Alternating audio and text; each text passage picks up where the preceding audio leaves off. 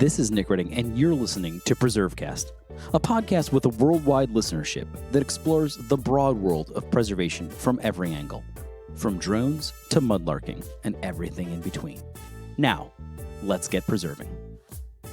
This is Nick Redding. You're listening to PreserveCast. Today, we're thrilled to have a return guest, Bonnie McDonald, the president and CEO of Landmarks Illinois. We're going to be talking all things about preservation in Illinois, their 50th anniversary, looking ahead, a fellowship, the National Preservation Partners Network, where I've gotten to know Bonnie really well. But before we do all of that, if you didn't listen to Bonnie's first episode, and shame on you, you can go back and get double the Bonnie if you'd like. But we love to get to know our guests. So for people who aren't familiar with you, Bonnie, let's remind our listeners, where did you grow up and when did you get so interested in history? Yes, well, Nick, first of all, thank you for having me back. I'm honored to be a return guest on PreserveCast, and it's always a joy to talk with you. And you asked me this question last time, so I'm going to try to tell something a little bit different. And for the listeners, if my accent doesn't give me away, I am from Minnesota, and I grew up in the suburbs of Minneapolis, which I think is part and parcel to why I'm a preservationist. And here's why. We lived in a succession of ever expanding suburbs from the first ring to the second ring to the third ring. And my parents just kept moving us, into different opportunities for them. I want to say that they were always trying to do their best. But by the time I got to high school, I had lived in 6 different communities, 6 different places. And what I found is that I think that has turned me to preservation, because preservation is about rootedness. It's about belonging and identity. And for me, I see people who are so passionate about places because it's about community to them. And in many ways, I think that's what was missing in my upbringing. And despite growing up in a place that was in many ways supportive of history and looking at the history of Indigenous peoples, certainly, and the history of how these suburbs were built, I just never felt as though we had a story, that we had roots. So that is what preservation is all about to me. So, I come from a long line of storytellers, and Nick, you've heard many of my bad stories, but that storytelling really imbued me with an idea of the importance of knowing your history, and also knowing other people's history as being, a good citizen. We need to understand who we are and where we're from in order to make better decisions. And places are obviously the best way for us to tell stories. I come from people who believe that history is important. We from everything from visiting historic sites, which is a typical story for many preservationists. We started visiting historic sites from, I think, as early as I can remember, but to talking about history at the dinner table. We had this rare family where, even as a little kid, 4 or 5 years old, I remember sitting at the dinner table with my grandparents and my parents, and, they were talking about historic events. And, we had to sit there, we had to sit through that. But later, they actually involved us in those conversations. And I think, this is a really great model that I can talk about with other people, about that opportunity to involve kids in understanding how they're a part of history and how history impacts them also. Well, it's funny you say that, because of course I do that with my daughter, and I'll be lucky if she turns into a little Bonnie McDonald. We'd be very proud of that. So maybe we have a shot at that. I don't know.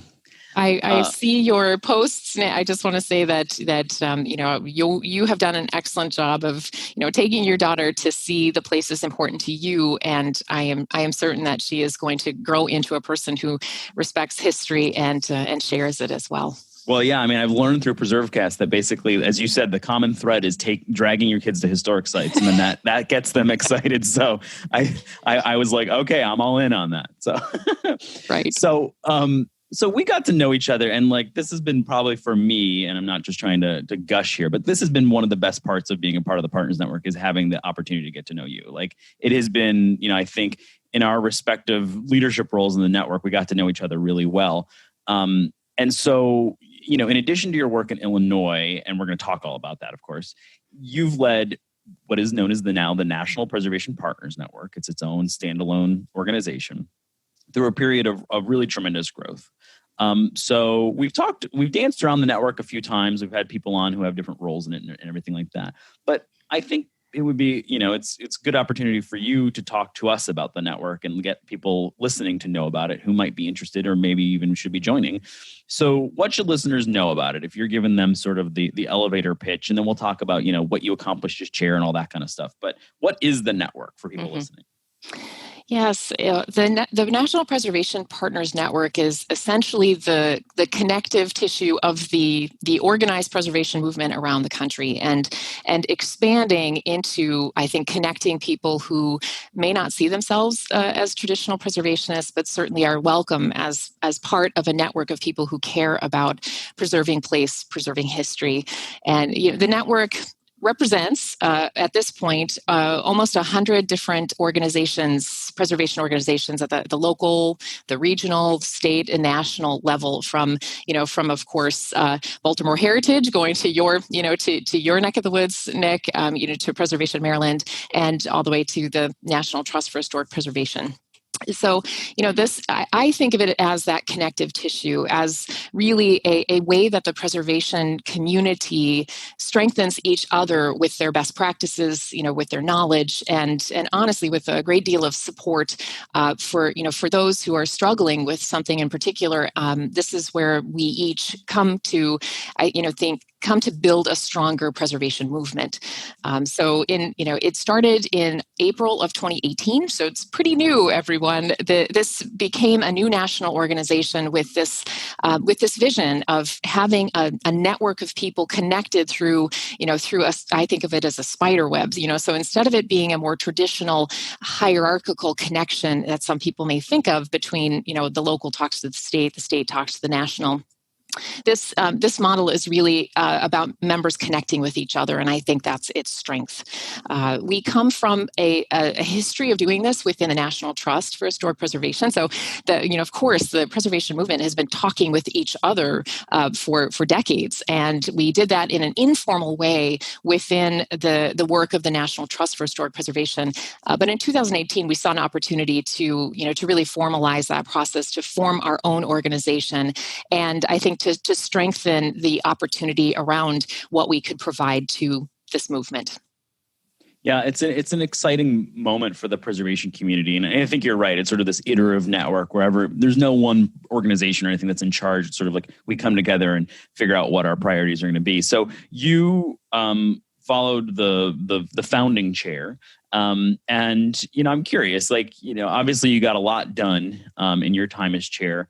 What are you proud of? And I suppose, what do you hope sort of as a follow-on to that, where the network will, what are you hoping that the network will provide for sort of the broader, American preservation community? And I say American because we have some listeners across the pond.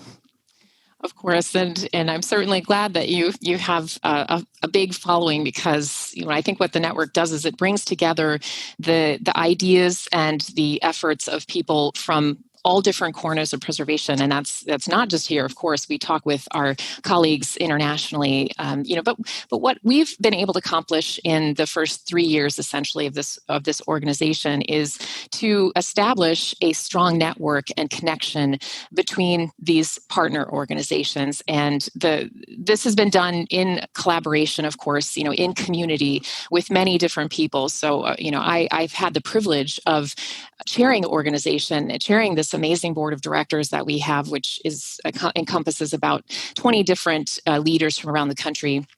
But really, my work has been to marshal their resources, marshal their exceptional knowledge to create a strong foundation for this organization to now grow under your leadership. So if listeners do not know, I'm proud to say that Nick is going to be the next chair. He's been our vice chairman of the board the entire time that I have been the chair, and we have worked collaboratively together to do all of this work. So, really the proudest achievement is just being able to collaborate with incredible people to create a strong network for growth and support of this movement, from providing practices and policies to, I think, the even more important hiring of our program director, Rebecca Harris, who previously worked for Historic New England and the National Trust for Historic Preservation, who is simply incredible. And I think she's going to implement a vision for this organization to continually strengthen the opportunities for programming and connection. Yeah, and it's interesting too. I think just from like a history perspective, the preservation community in America and just American preservation has always been sort of a grassroots endeavor, and it's important to have these big national groups to kind of push the agenda at the federal level and things like that. But I think having sort of this organized entity that pulls together the grassroots is just it's sort of part and parcel of where we've been.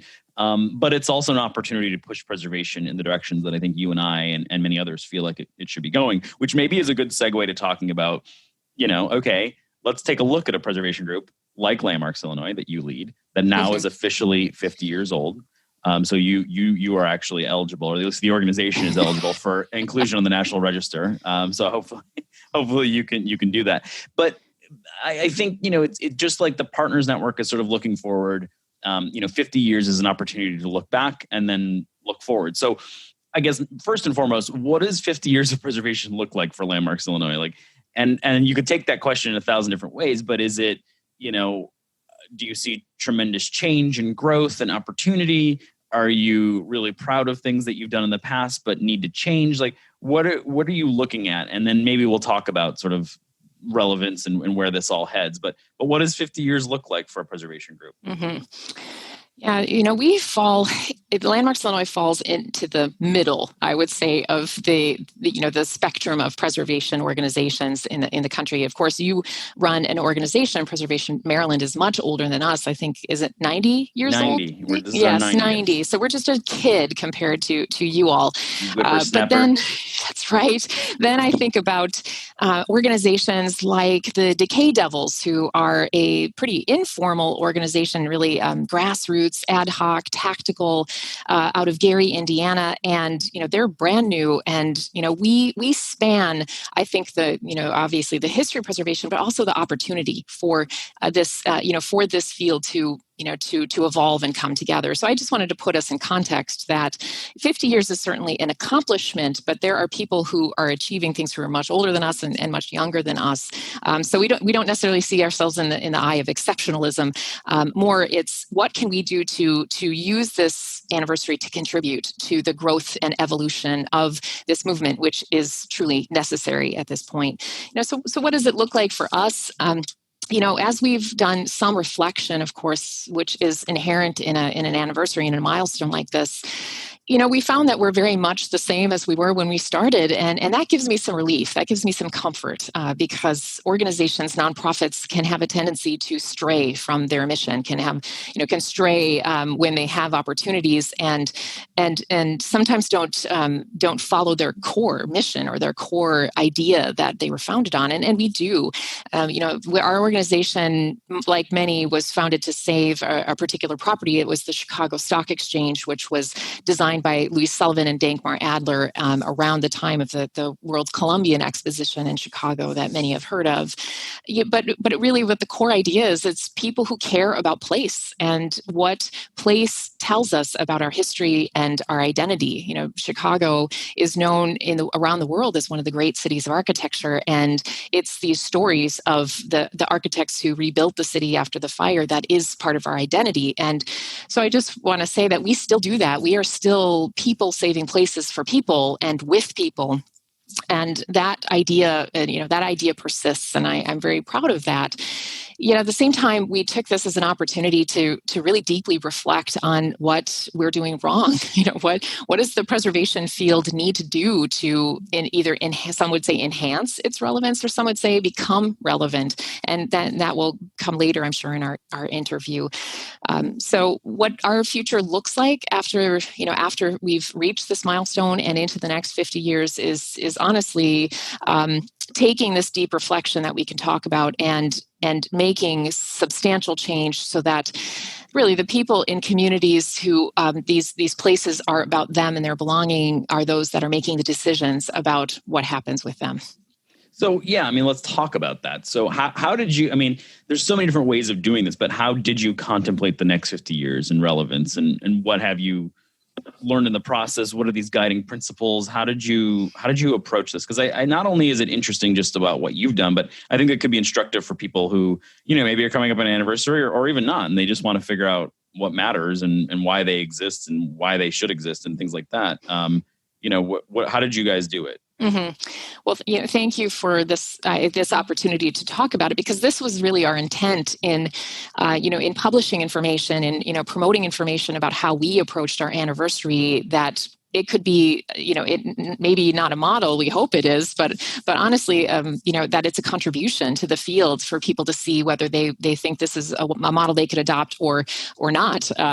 So the way we approached this, starting about 18 months ago, we asked ourselves, what do we want to do with this opportunity that's coming? And 2021 is our 50th anniversary, and as we were talking, I said, do we want to, of course, like anybody, do you want to do a book? Do you want to do a PBS special? All these things are rolling off from our board members.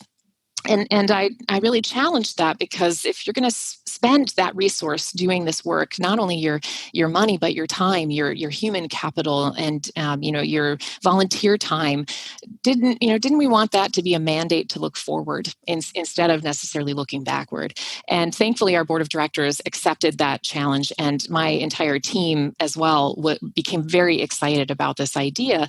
And it came out of our noticing what was happening in our environment, and that we also wanted to look more broadly at what was happening in the rest of the preservation movement around the country, and could we use this opportunity to do something that again would contribute or be a gift to others who didn't have the same level of resource or opportunity that we did.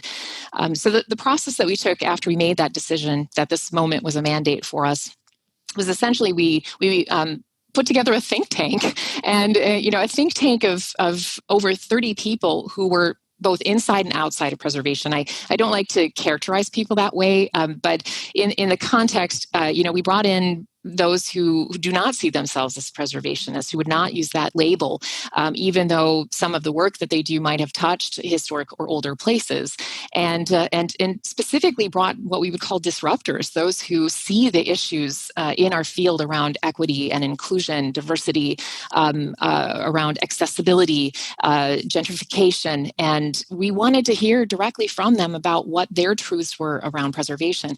In our minds, you have to sit down and listen. We end up defending ourselves many times instead of sitting down and really listening to those who would criticize us, and have a deep conversation around what they see, what are the truths that they have, and what they've experienced. So this think tank essentially had disruptors, it had emerging preservationists, traditional preservationists, and those we might call the accidental preservationists, I think, as the National Trust coined a number of years ago. And we spent 16 months in monthly conversations around each of these deep topics, accessibility, inclusion, equity. What does that look like for our field? What has prevented this from happening? What would ensure that this happens in the future to truly represent the quote unquote American story, but beyond that, of course, reflecting on the indigenous sovereignty of those who had been here before colonization, and making sure that's a part of our story. So with all of that discussion, we wanted to publish a manifesto, and that started out as essentially, what is our philosophical approach to the change that's needed in preservation?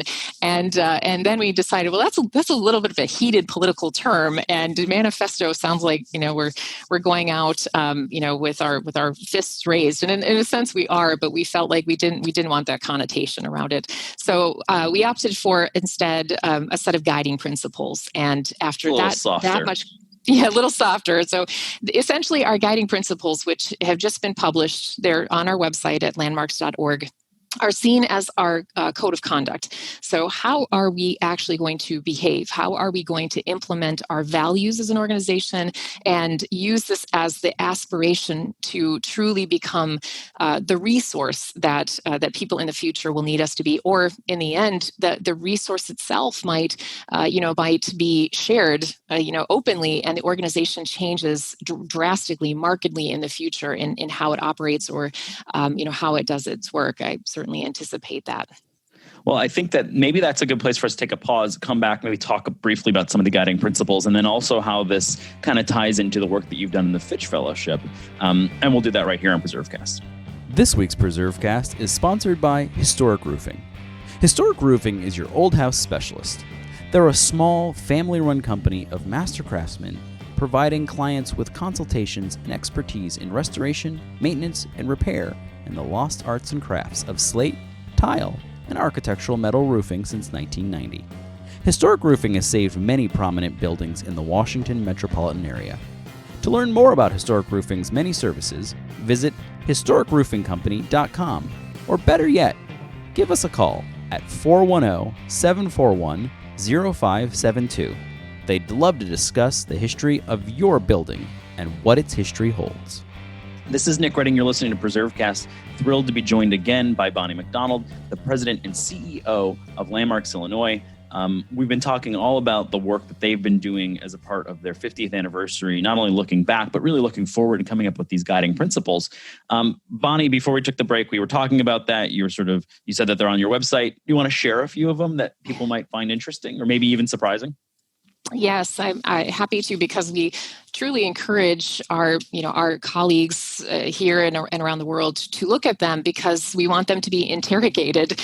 This is not the end all be all of what the future is going to look like. In fact, if there's anything that we've learned, we know that this work is going to continually change as more people are included, more voices are included, and we want these guiding principles, as people would see them, to evolve as we work on actually implementing them. And I just want to say we know that we're going to do things wrong. That is something that I think prevents people from moving forward, especially in work where they may not feel they have all the skills, all of the experience.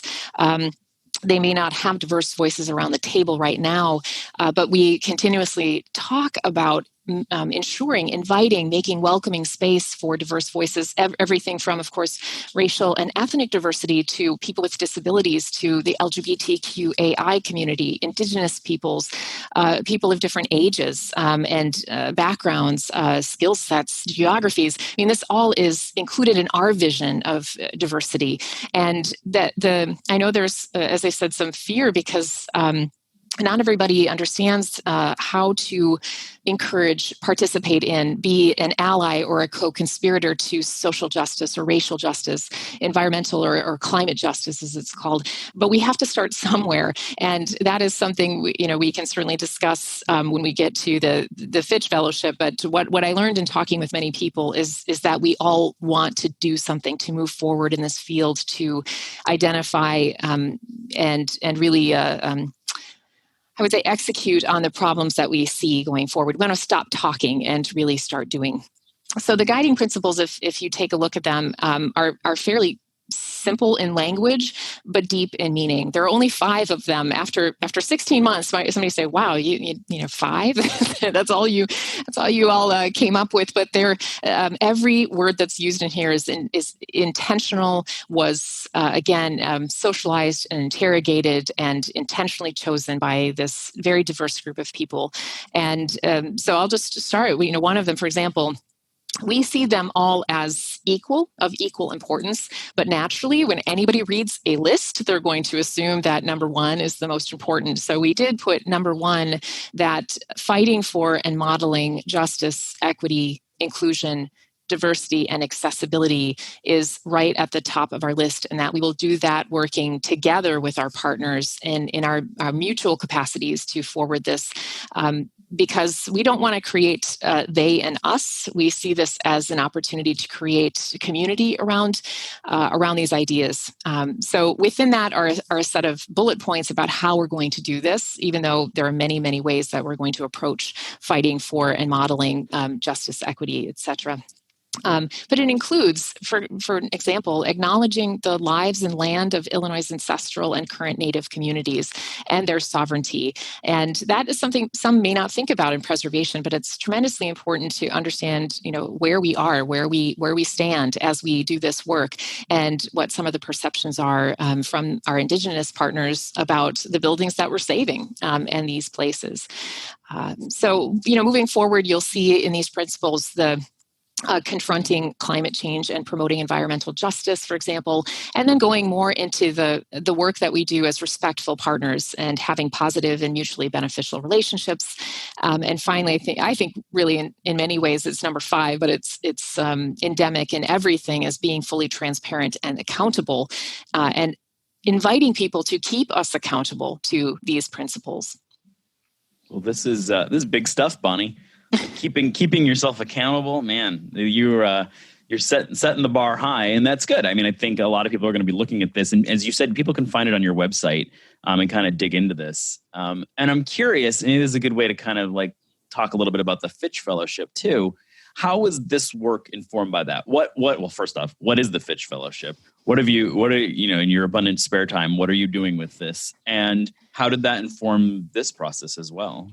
Yeah, the Fitch Fellowship, as it's called, that's sort of our acronym in a way for it, is the James Marston Fitch Charitable Foundation's Mid-Career Fellowship. And we are so privileged in this field to have a foundation that recognizes that those of us who are mid-career, and however you define that, I'm about 20 years into my preservation career at this point, that we have knowledge that we would like to explore, but we often don't have time to do that because we are, chairing national boards and trying to, change our organizations and handling our day-to-day work. And they give us the opportunity through this fellowship to really take a sabbatical and explore topics that are important nationally to the preservation movement, to preservation practice. And I'm so proud that they chose this project for the one of 3 2020 mid-career fellowships amongst I know there were I think over 40 or 50 applicants, and so I feel a great sense of duty to deliver some exceptional work to have earned this fellowship, and recognizing that I'm sure there are 39 other wonderful projects that could have been supported by this. So I'm excited certainly to have this opportunity. And the pandemic got a little bit in the way, though, Nick, in that my vision in the beginning was really to continue to do a set of interviews that had started in 2019 through actually a grant from the Peter Brink Mentoring Fund at the National Trust, to go out and talk to people. What I've learned in this process of trying to explore change and preservation is that there's a deep, deep desire for change, but people don't necessarily have the wherewithal to talk with each other about this. Some because we're so busy, and others because we have some significant silos in preservation practice. So I wanted to cut through those silos and really go and talk with people deeply about their thoughts on what they see in preservation.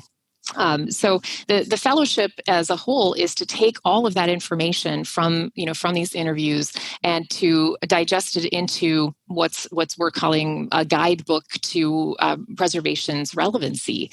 And I'm excited to talk more. I'm sure you have questions, but to talk more about what that will look like. Yeah, well, I mean, good question. What's it going to look like? What's it going to look like? So, this project, it was, sort of sounds like, it just came off the top of my head, but it actually relates back to the think tank that I mentioned, which we called our 50th anniversary task force. So as we were going through the process of interrogating these different topics on a monthly basis, once again, we said we need to understand if we're alone in this, what we're experiencing in Illinois, is that what other people are experiencing around the country? If we're going to put forward this idea of a model of preservation practice going forward, of a nonprofit going forward, we have to understand where others are, because we can't assume that we represent everyone. And so I offered essentially, to go out and talk with people and have the support of the board of directors and my team to do that. So I just want to say this was intended as essentially a national peer environmental scan, to think of it in its formal terms. Where did everybody else stand? And with that information, we could actually make these guiding principles better and hopefully more relevant in our practice within the field as a whole. So what it will look like after taking in all of this information over a period of 2 years and 130 interviews at this point. 130. That's 130. That's insane, Bonnie. That's a lot of, and you had the dubious distinction of interviewing me at one point too. Yes, and in fact, Nick, you were amongst the first. This How about initially that? started. Yeah, And you kept with it even after that interview. You were like, "I'm still going to do this." That was, I know. I almost stopped after that one. I know that there was a because moment of concern. you said it all. We had a wonderful conversation, and it just continued to open up additional questions. Every person I talked to, like you, who has done incredible things in our field, PreserveCast being one of them, where you've really broken boundaries. Each one of the people I talked to had other people they said I needed to talk to, which naturally happens.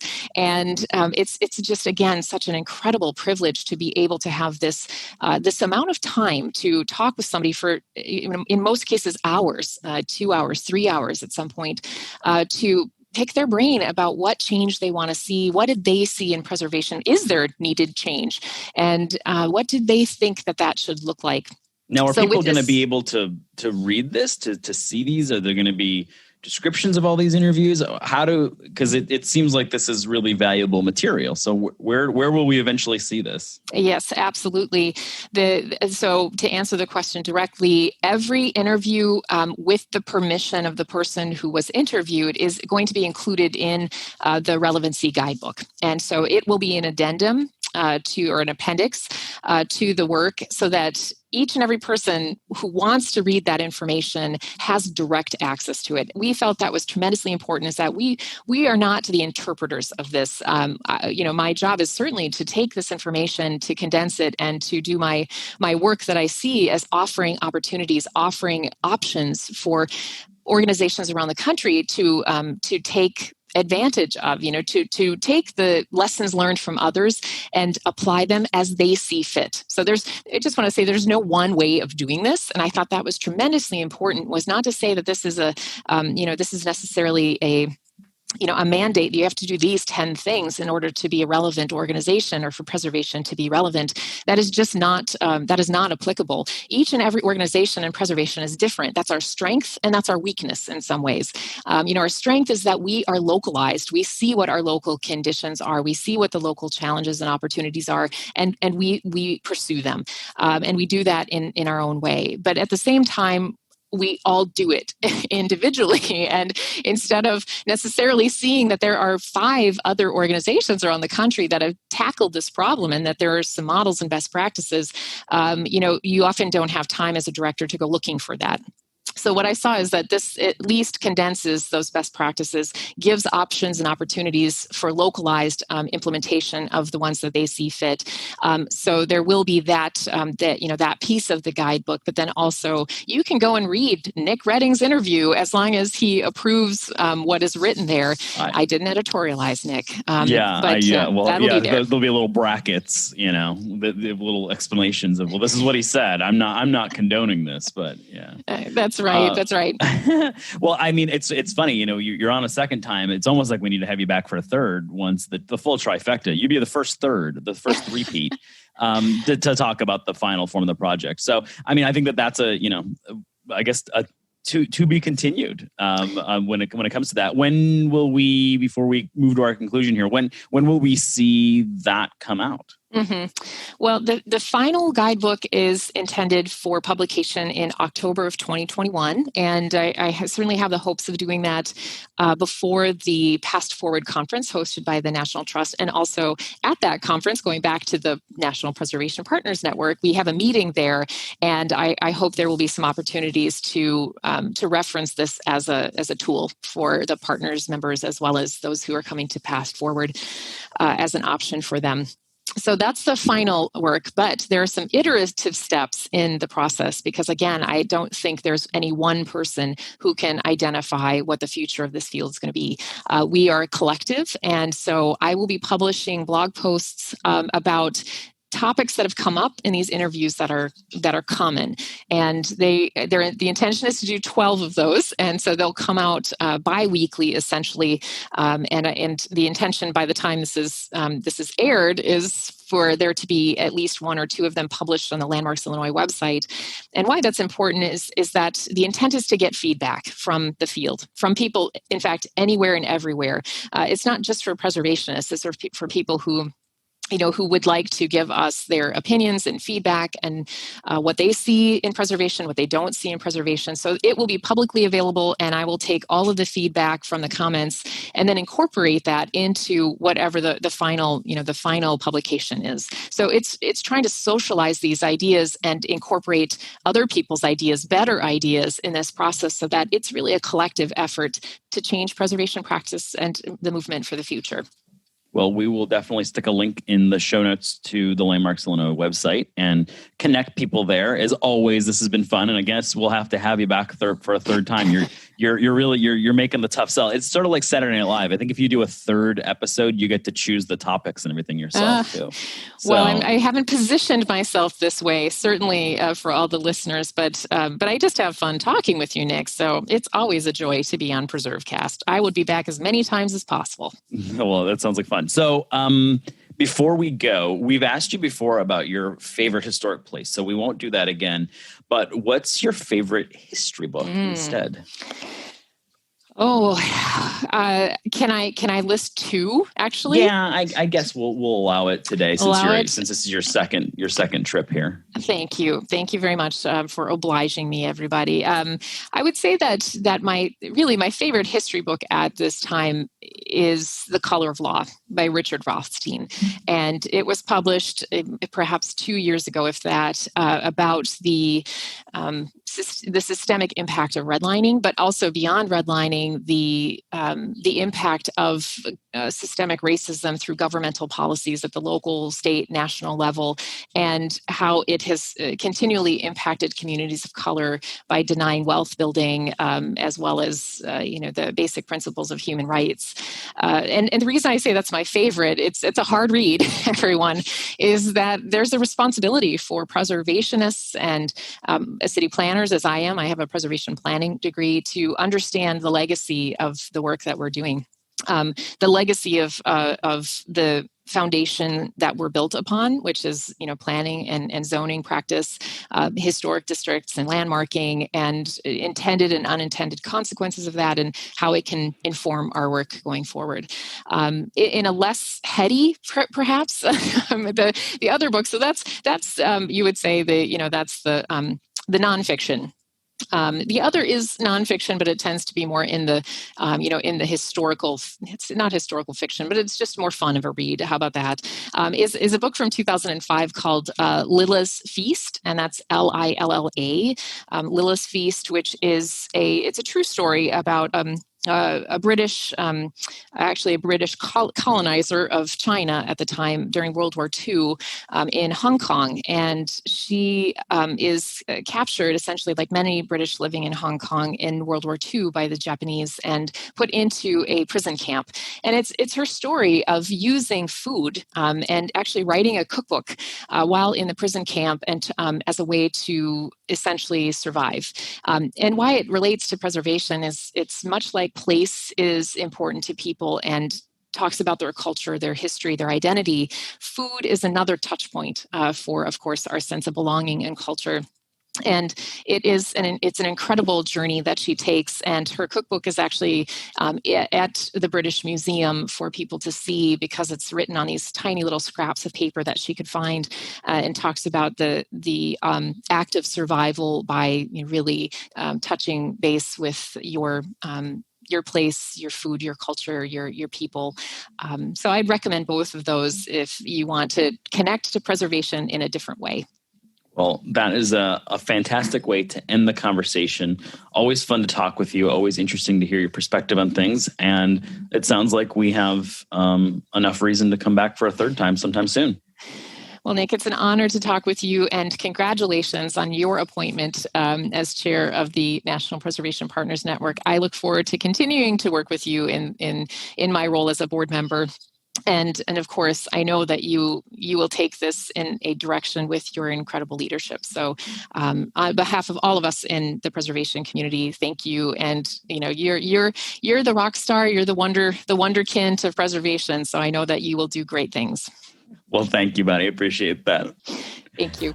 Thanks for listening to PreserveCast. To dig deeper into this episode's story, head over to preservecast.org for show notes and our collection of previous episodes. Don't forget to engage with this podcast by subscribing, commenting, and leaving a review. Follow along on Instagram, Twitter, and Facebook at PreserveCast for even more. PreserveCast is currently recorded in Walkersville, Maryland, and sponsored by the 1772 Foundation, and powered by Preservation Maryland. Thanks for listening, and keep on preserving.